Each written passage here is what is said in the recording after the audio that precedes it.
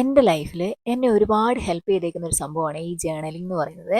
അപ്പോൾ ഇന്ന് ഞാൻ വിചാരിച്ചു അതിനെക്കുറിച്ച് കുറച്ച് കാര്യങ്ങൾ നിങ്ങളുമായിട്ട് ഷെയർ ചെയ്യാമെന്ന്. അതെങ്ങനെയൊക്കെയാണ് എന്നെ ഹെൽപ്പ് ചെയ്തേക്കുന്നത്, നിങ്ങളും അതൊക്കെ ട്രൈ ചെയ്തിട്ടുണ്ടെങ്കിൽ നിങ്ങൾക്കും അതെങ്ങനെയൊക്കെ ആയിരിക്കും ഹെൽപ്ഫുൾ ആവുക എന്നൊക്കെയുള്ള കുറച്ച് കാര്യങ്ങളെ. ശരിക്കും പറഞ്ഞിട്ടുണ്ടെങ്കിൽ ഞാൻ ഡെയിലി എഴുതുന്ന ഒരു സാധനം, അതിൻ്റെ പേര് ജേർണലിംഗ് എന്നൊക്കെയാണെന്ന് ഞാൻ ഈ ഇടയ്ക്കാട്ടോ അറിയുന്നത്. കുറേ വീഡിയോകളൊക്കെ കാണാനിടയായി അതിനെപ്പറ്റി. അപ്പോഴാണ് എനിക്ക് മനസ്സിലാവുന്നത് വർഷങ്ങളായിട്ട് ഞാൻ ചെയ്തുകൊണ്ടിരിക്കുന്ന ഒരു പരിപാടി എന്ന് പറയുന്നത് ഇത് തന്നെയാണല്ലോ എന്ന്. ഞാനിത് എപ്പോഴാണ് സ്റ്റാർട്ട് ചെയ്തതെന്ന് ചോദിച്ചിട്ടുണ്ടെങ്കിൽ എൻ്റെ ഒരു 4ാം ക്ലാസ് തൊട്ടാന്ന് വേണേൽ പറയേണ്ടി വരും കേട്ടോ. ഒരു 4ാം ക്ലാസ്സിലെത്തിയപ്പോഴാണ് ടീച്ചർ മസ്റ്റായിട്ടും പറയുന്നത് ഇനി എല്ലാവരും എല്ലാ ദിവസവും ഡയറി എഴുതിക്കൊണ്ട് വരണമെന്ന്. നമ്മൾ ഈ കോപ്പി ബുക്കൊക്കെ കൊണ്ടുവെക്കത്തില്ലേ, അതുപോലെ ഒരു സംഭവമായിരുന്നു അന്ന്. അന്ന് സത്യത്തിൽ ടീച്ചറെ പേടിച്ചിട്ടായിരുന്നു എല്ലാ ദിവസവും എഴുതിക്കൊണ്ടിരുന്നത്. അതായത് രാവിലെ എണീറ്റു, ചായ കുടിച്ചു, സ്കൂളിലോട്ട് വന്നു, അങ്ങനെ എങ്ങനെ എങ്ങനെയുള്ള കാര്യങ്ങളായിരുന്നു അന്നത്തെ ഡയറിയിൽ. അതിനുശേഷം ഒഴിച്ചുകൂടാനാവാത്തൊരു ഹാബിറ്റായിട്ട് എനിക്കത് മാറിയത് ഞാൻ എൻ്റെ 5ാം ക്ലാസ് തൊട്ടിട്ട് അമ്മ വീട്ടിൽ നിന്നാണ് പഠിക്കാൻ തുടങ്ങിയത്. അവിടെ എത്തിക്കഴിഞ്ഞ് കഴിഞ്ഞപ്പോഴത്തേക്കും എനിക്ക് എൻ്റെ കഥകൾ, എല്ലാ ദിവസത്തെ സ്കൂളിലെ വിശേഷങ്ങളോ കൂട്ടുകാരുടെ കാര്യങ്ങളോ ഒന്നും വന്ന് പറയാൻ എൻ്റെ അടുത്ത് അമ്മയില്ലായിരുന്നു. ഞാൻ പറയുന്നത് കേൾക്കാൻ കേട്ടോ. അപ്പോൾ എന്നെ കേൾക്കാൻ ഒരാൾ എന്ന രീതിയിലാണ് ഞാൻ പിന്നീട് അങ്ങോട്ട് എഴുതി തുടങ്ങിയത്. അന്ന് ബാക്കി വന്ന ബുക്കുകളുടെ പേജൊക്കെ തുന്നിക്കൂട്ടിയായിരുന്നു കേട്ടോ എഴുതി തുടങ്ങിയത്. ഇപ്പോഴും എനിക്ക് ഓർമ്മയുണ്ട് അതിനകത്തൊക്കെ ഞാൻ എഴുതി വെച്ചേക്കുന്നത് എന്തൊക്കെയാണ്. ഇന്ന് ആ ഗ്രൂപ്പിൽ എന്നെ കൂട്ടിയില്ല, അവൾ എന്നോട് മിണ്ടിയില്ല, അവർ മുട്ടായി തന്നപ്പോൾ എന്നോട് വേണോന്ന് ചോദിച്ചില്ല. അങ്ങനെ അങ്ങനെയുള്ള കുഞ്ഞു കുഞ്ഞു കാര്യങ്ങളായിരുന്നു ഞാൻ അതിനകത്ത് എഴുതി വെച്ചിരുന്നത്. എൻ്റെ സങ്കടങ്ങൾ, പിന്നെ അതുപോലെ എൻ്റെ സന്തോഷങ്ങൾ. പിന്നീട് എപ്പോഴോ ആ ലോകം വിശാലമായി. ആരെങ്കിലും ഇഷ്ടത്തോടെ തരുന്നൊരു മുട്ടായിയുടെ പേപ്പർ, അതുപോലെ ആരെങ്കിലും എഴുതുന്ന കുഞ്ഞു കുഞ്ഞു കത്തുകൾ, അതുപോലെ ക്രിസ്മസ് കാർഡുകൾ, എനിക്ക് ഇഷ്ടം തോന്നുന്നത് എന്തും അതെല്ലാം ഞാൻ ഈ ഡയറി കൊണ്ടുവന്നിട്ട് ഒട്ടിച്ചൊട്ടിച്ച് വെക്കുമായിരുന്നു. ഏത് ക്ലാസ്സിലാണെന്ന് ഞാൻ ഓർക്കുന്നില്ല, ഏതോ ഒരു ക്ലാസ്സിൽ ആൻ ഫ്രാങ്കിന്റെ ഡയറി കുറിപ്പുകൾ പഠിക്കാനുണ്ടായിരുന്നേ. അതിൻ്റെ ഏതോ ഒരു ഭാഗം. അപ്പോൾ തോന്നിയ ഒരു ഐഡിയ ആണ്, എന്നാൽ എൻ്റെ ഡയറിക്ക് ഒരു പേരൊക്കെ ഇടണം.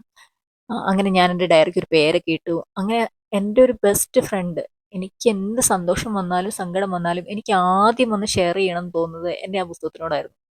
തിരിച്ചെന്നെ ജഡ്ജ് ചെയ്യാതെ ഞാൻ പറയുന്നതെല്ലാം കേൾക്കുന്ന ഒരാൾ, അങ്ങനെയായിരുന്നു കേട്ടോ എനിക്ക്. ഹോംവർക്ക് ചെയ്യാൻ വേണ്ടിയിട്ട് വന്നിരിക്കുമ്പം ആദ്യം ഞാൻ ചെയ്യാന്ന് പറഞ്ഞിട്ടുണ്ടെങ്കിൽ അതിനകത്ത് എഴുതി കൂട്ടാനുള്ള കാര്യങ്ങൾ മൊത്തം എഴുതി കൂട്ടുക. അപ്പൊ എനിക്കിങ്ങനെ ആരോടോ സംസാരിച്ച് തീർന്ന ഒരു പ്രതീതിയാണ്. പണ്ടേ പ്രാർത്ഥിക്കാനൊക്കെ എനിക്ക് ഭയങ്കര മടിയാണ്. ഈ ഇരുന്ന് കൊന്ത ചെല്ലുക, അതുപോലെ കാണാപ്പാഠം പഠിച്ചേക്കുന്ന പ്രാർത്ഥനകൾ ചെല്ലുക, അതൊക്കെ എനിക്ക് എന്നെ കൊണ്ട് പറ്റിയാത്തൊരു കാര്യമായിട്ടാണ് എനിക്ക് തോന്നിയിരിക്കുന്നത്. ഇങ്ങനെ ഫോഴ്സ് ചെയ്ത് അമ്മേനെ ബോധ്യപ്പെടുത്താൻ വേണ്ടിയിട്ട്, വീട്ടുകാരെ ബോധ്യപ്പെടുത്താൻ വേണ്ടിയിട്ട് അങ്ങനെയൊക്കെ ചെയ്യുന്ന പോലെ. അപ്പം ഞാൻ അതിനുവേണ്ടി കണ്ടുപിടിച്ചൊരു വഴിയാണ് ഈ എനിക്ക് എൻ്റെ ദൈവത്തിനോട് പറയണമെന്ന് എനിക്ക് തോന്നുന്ന കാര്യങ്ങൾ. ചിലപ്പോൾ അതെൻ്റെ സങ്കടങ്ങളായിരിക്കാം, ചിലപ്പോൾ അതെൻ്റെ പ്രാർത്ഥനകളായിരിക്കാം, ചിലപ്പോൾ എൻ്റെ ആഗ്രഹങ്ങളായിരിക്കാം. അതെല്ലാം എഴുതി വെക്കുക. ചിലപ്പോൾ അത് മാതാവിനോടായിരിക്കും, ചിലപ്പോൾ അത് ഈശോയോടായിരിക്കും. അങ്ങനെ ഞാനിങ്ങനെ എഴുതി വെക്കും. എൻ്റെ ഈശോയെ ഇങ്ങനെ ഇങ്ങനെ ഇങ്ങനെ പറഞ്ഞ് ഞാൻ പ്രാർത്ഥിക്കുന്നതിന് പകരം എഴുതി വെക്കുന്നതായിരുന്നു എൻ്റെ എൻ്റെ പ്രാർത്ഥന. ഞാൻ ഇതുവരെ ഓരോ വർഷവും ഡയറി മാറ്റുമോ അങ്ങനെയൊന്നും ചെയ്തിട്ടില്ല കേട്ടോ. ഒരു പുതിയ വർഷമാകുമ്പോൾ പുതിയ ഡയറി എടുക്കുക, അങ്ങനത്തെ ശീലങ്ങളൊന്നും എനിക്കില്ല. ഞാൻ എഴുതിക്കൊണ്ടിരിക്കുന്നതിൻ്റെ കണ്ടിന്യൂസ് ആയിട്ട് തന്നെയാണ് എഴുതുക. ഇപ്പോഴും എനിക്ക് തോന്നുന്നു എൻ്റെ ഡയറി ഒരു 2021 അങ്ങനത്തെ ഏതോ ഒരു ഡയറിയിലാണ് ഞാൻ ഇപ്പോഴും എഴുതുന്നത്. അങ്ങനെ ആ എഴുത്ത് ഞാൻ തുടർന്നു. എൻ്റെ +1 +2 നഴ്സിംഗ് പഠനകാലം, അത് കഴിഞ്ഞ് വർക്ക് ചെയ്ത കാലം, ഈ കാലങ്ങളിലെല്ലാം ഞാൻ നന്നായിട്ട് എഴുതി കേട്ടോ.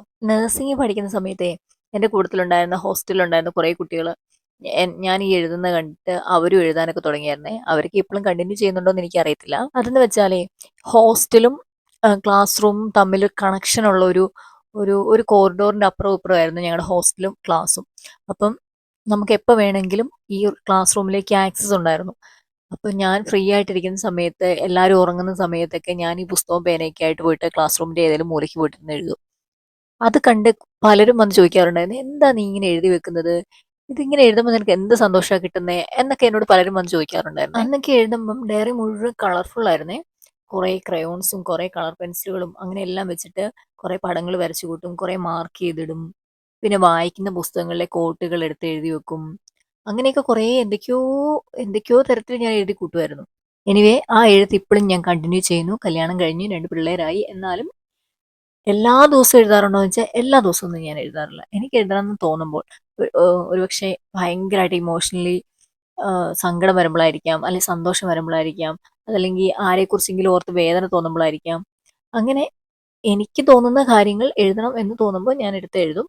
എവിടെയായാലും ഞങ്ങൾ എത്രയൊക്കെ വീട് മാറിയിട്ടുണ്ടോ അത്രയും സ്ഥലങ്ങളിലെല്ലാം ഞാൻ എൻ്റെതായ ഒരു സ്ഥലം കണ്ടുപിടിച്ചിട്ടുണ്ട് കേട്ടോ. ഒരു എൻ്റെ ഇടം എന്ന് പറയുന്ന രീതിയിൽ ഒരു ചെറിയ മേശയും കസേരയും ഒരു മെഴുകുതിരി. പിന്നെ കുറച്ച് എൻ്റെ ബുക്കുകളും ഡയറികളും ഒക്കെ. ലൈഫിൽ എന്തൊക്കെ ടെൻഷൻ ഉണ്ടെന്ന് പറഞ്ഞാലും എനിക്ക് ആ സ്ഥലത്ത് പോയിരുന്ന് ആ മെഴുകുതിരി വെളിച്ചത്തിൽ എൻ്റെ ഈ പുസ്തകം തുറന്ന് ഇങ്ങനെ എഴുതി കഴിയുമ്പോൾ ഉണ്ടല്ലോ എനിക്ക് കിട്ടുന്നൊരു സമാധാനമുണ്ട്. അതൊരു വല്ലാത്ത സമാധാനമാണേ. എനിക്ക് എന്നോട് തന്നെ സംസാരിക്കാൻ കുറച്ച് സമയം. അങ്ങനെ പറയത്തില്ലേ? ആരും നമ്മളോട് സംസാരിക്കാനില്ലെങ്കിലും നമുക്ക് തന്നെ നമ്മളോട് സംസാരിക്കാടോ. അതൊരു സുഖമുള്ള പരിപാടിയാ. ഇനി എന്താണ് ഈ എഴുത്തുകൊണ്ട് എനിക്കുണ്ടായ നേട്ടം ലൈഫിൽ? ഞാൻ എന്തെങ്കിലും നേടിയോ? അതോ വെറുതെ ഒരു നേരം പോക്കിന് ഞാൻ ചെയ്യുന്നതാണോ? അതിനെക്കുറിച്ച് പറയാട്ടോ. നമ്മുടെ ലൈഫിൽ എന്തെങ്കിലുമൊക്കെ ഒരു പ്രതിസന്ധി ഉണ്ടാകുമ്പോൾ, അല്ലെങ്കിൽ നമുക്കൊരു കൺഫ്യൂഷൻ ഉണ്ടാകുമ്പോൾ, അല്ലെങ്കിൽ നമ്മൾ ആരോടെങ്കിലും വഴക്കിടുമ്പോൾ, ആ സമയത്തൊക്കെ നമ്മുടെ ലൈഫിൽ വേറൊരാൾ നമ്മളെ അഡ്വൈസ് ചെയ്യാനുണ്ടായിരുന്നെങ്കിൽ എന്ന് നമ്മൾ വിചാരിക്കാറില്ലേ? അല്ലെങ്കിൽ അങ്ങനത്തെ ഒരു അഡ്വൈസ് കൊണ്ടാണ് പലപ്പോഴും ഓരോ പ്രശ്നങ്ങളും നമ്മൾ സോൾവ് ചെയ്ത് പോകുന്നത്. എന്നെ സംബന്ധിച്ച് അങ്ങനെ ഒരു പുറത്തുനിന്ന് ഒരാൾ വരുന്നതിനേക്കാളും എന്നെ കുറേ ഹെൽപ്പ് ചെയ്തേക്കുന്നത് എൻ്റെ ഈ എഴുത്തുകളാണ്. കാരണം ഇപ്പം ഞാൻ എഴുതാനിരിക്കുന്ന സമയത്ത് ഒരാളോട് വഴക്കിട്ട് ഭയങ്കരമായിട്ട് ദേഷ്യം പിടിച്ച് മനസ്സിൽ ഭയങ്കര ദേഷ്യമൊക്കെ വെച്ചായിരിക്കാം ഒരുപക്ഷെ ഞാൻ എഴുതി തുടങ്ങുന്നത്. എനിക്കറിഞ്ഞുകൂടാ. അത് എഴുതി എഴുതി എഴുതി കുറച്ച് പകുതി എത്തിക്കഴിയുമ്പോൾ ഞാൻ ആ ആളുടെ ഭാഗത്തു നിന്നും കൂടി ചിന്തിക്കാൻ തുടങ്ങും. അപ്പോൾ ഇങ്ങനെ എൻ്റെ മനസ്സിൽ കൂടെ തന്നെ ഒരു പ്രോബ്ലം സോൾവിങ് ഒരു ചിന്ത ഇങ്ങനെ പോകും. അല്ലെങ്കിൽ അതിങ്ങനെ ആയിരുന്നെങ്കിലോ, ഇങ്ങനെ ആയിരുന്നെങ്കിലോ, അല്ലെങ്കിൽ അതുകൊണ്ടായിരുന്നോ ഇങ്ങനെ അവർ സംസാരിച്ചത്. അങ്ങനെയുള്ള ഒരുപാട് ചിന്തകൾ ഇങ്ങനെ മനസ്സിൽ കൂടെ പോകും. അങ്ങനെ എഴുതി എഴുതി ലാസ്റ്റ് എത്തിക്കഴിയുമ്പോഴത്തേക്കും ഞങ്ങൾ തമ്മിൽ രമ്യതയിലായിട്ടുണ്ടാവും. പിന്നെ എൻ്റെ ഒരു രീതി എന്ന് പറഞ്ഞിട്ടുണ്ടെങ്കിൽ ആളെ ഫോൺ വിളിക്കുക, നോർമലായിട്ട് സംസാരിക്കുക. ഒരുപക്ഷെ അപ്പം തോന്നുന്ന ഇമോഷണലി ഞാനങ്ങ് വിളിച്ചു കഴിഞ്ഞാൽ ആ ബന്ധം വഷളാവാൻ മാത്രമേ അതെന്നെ ഹെൽപ്പ് ചെയ്യത്തുള്ളൂ. അത് ഈ പറഞ്ഞ പോലെ ഫോണിന്റെ അപ്പുറം ഇപ്പുറം ഉള്ള ആൾക്കാർ മാത്രമല്ല, ഒരു വീട്ടിലുള്ള ആൾക്കാർ, ഈവൻ ഞാനും ഹസ്ബൻഡും ആണെങ്കിൽ പോലും ഞങ്ങൾ തമ്മിൽ എന്തെങ്കിലും അഭിപ്രായ വ്യത്യാസങ്ങളോ പ്രശ്നങ്ങളോ എന്തെങ്കിലും ഉണ്ടാവുകയാണ്, എൻ്റെ മനസ്സിനെ അലട്ടുന്ന എന്തെങ്കിലും ഒരു പ്രശ്നം ഞങ്ങൾക്കിടയിൽ വരികയാണെന്നുണ്ടെങ്കിൽ ഞാൻ കുറേ ആയിട്ട് ഞാൻ ചെയ്യുന്നതാണ്. ഞാൻ നേരെ പോയിട്ട് സംസാരിച്ച് അത് വഷളാക്കാൻ നോക്കാറില്ല. ഞാനിങ്ങനെ എൻ്റെ സ്ഥലത്ത് വന്നിരുന്ന് കുറച്ച് എഴുതി കൂട്ടി പെറുക്കി കഴിയുമ്പോഴത്തേക്കും ഞാൻ ആ ഹസ്ബൻഡിന്റെ ഭാഗത്തുനിന്നോട് ചിന്തിക്കാൻ തുടങ്ങും. ഓക്കെ, ഒരു പക്ഷേ ഇങ്ങനെ ആയിരിക്കാം, എൻ്റെ ഭാഗത്തുനിന്ന് ഈ മിസ്റ്റേക്സ് ഒക്കെ വന്നല്ലോ, അപ്പം ഞാനും കുറച്ചൊക്കെ കറക്ഷൻ ചെയ്യണം, എന്നാലേ ഈ റിലേഷൻ നേരെ പോകത്തുള്ളൂ. അങ്ങനെയൊക്കെ ചിന്തിച്ച് കുറച്ച് കഴിയുമ്പോഴത്തേക്കും ഓക്കെ, ഭയങ്കരമായിട്ട് എന്നോട് വന്ന് സോറി പറയട്ടെ, അല്ലെങ്കിൽ ഞാൻ ഞാനല്ലേ എൻ്റെ ഭാഗത്തല്ലേ ശരി എന്നൊക്കെ പറഞ്ഞ് ചിന്തിച്ചിരിക്കുന്ന നേരത്ത് ഒരു സോറി കൊണ്ട് തീരുന്ന ഒരു പ്രശ്നമേ ഉണ്ടാവത്തുള്ളൂ. അത് ഈ എഴുത്തിന്റെ ഒടുവിൽ ആ സോറി എൻ്റെ മനസ്സിൽ വരും. നമ്മൾ പറയില്ലേ എന്തെങ്കിലുമൊക്കെ പ്രശ്നം വരുമ്പോൾ പ്രാർത്ഥിച്ചാൽ മതി ശരിയാവുമെന്ന്. എൻ്റെ പ്രാർത്ഥന എന്ന് പറയുന്നത് ഈ എഴുത്താണ്. ഞാൻ എഴുതിയാണ് ദൈവത്തോട് പറയാം. ചിലപ്പോൾ എഴുതിക്കൊണ്ട് കരയും, ചിലപ്പോൾ എഴുതിക്കൊണ്ട് ചിരിക്കും. ഇങ്ങനെയുള്ള ഇമോഷൻസ് മാത്രമല്ല ഞാൻ ഈ എഴുതി വെക്കുന്നത്. നാളെ എൻ്റെ ഭാവിയിലേക്ക് എനിക്ക് എന്തെങ്കിലും ചെയ്യാനുള്ള കാര്യങ്ങളുണ്ടെങ്കിൽ അതൊക്കെ ഞാൻ പോയിന്റ് പോയിന്റ് ഇട്ട് നോട്ട് ചെയ്ത് അച്ചീവ് ചെയ്യേണ്ട കാര്യങ്ങൾ അങ്ങനെയെല്ലാം ഞാൻ ചെയ്തു വെക്കാറുണ്ട്. ഇത്ര ഇത്ര ടൈം പീരീഡ് ഇട്ടിട്ട് ഈ ടൈം പീരീഡിനുള്ളിൽ ഇതൊക്കെ ചെയ്തു തീർക്കണം. അതിപ്പം കരിയർ വൈസ് ആയിരിക്കാം, അല്ലാണ്ട് പേഴ്സണൽ ഗ്രോത്ത് ആയിരിക്കാം, എന്ത് കാര്യമാണെന്നുണ്ടെങ്കിലും ഇപ്പം എൻ്റെ മാത്രം കാര്യമല്ല, എൻ്റെ ഫാമിലിയിൽ ആർക്കെങ്കിലും ചെയ്തു കൊടുക്കാനുള്ള കാര്യങ്ങൾ അങ്ങനെയെല്ലാം ഞാനിങ്ങനെ നോട്ട് ചെയ്ത് വെച്ച് ഫോളോ അപ്പ് ചെയ്യാറാണ് പതിവ്. ഞാൻ എന്നിട്ട് വല്ലപ്പോഴും ഒക്കെ ഈ ഡയറി എടുത്ത് വായിച്ചു നോക്കും കേട്ടോ. അപ്പൊ നമുക്കറിയാം നമ്മൾ എന്തോരം മാറി.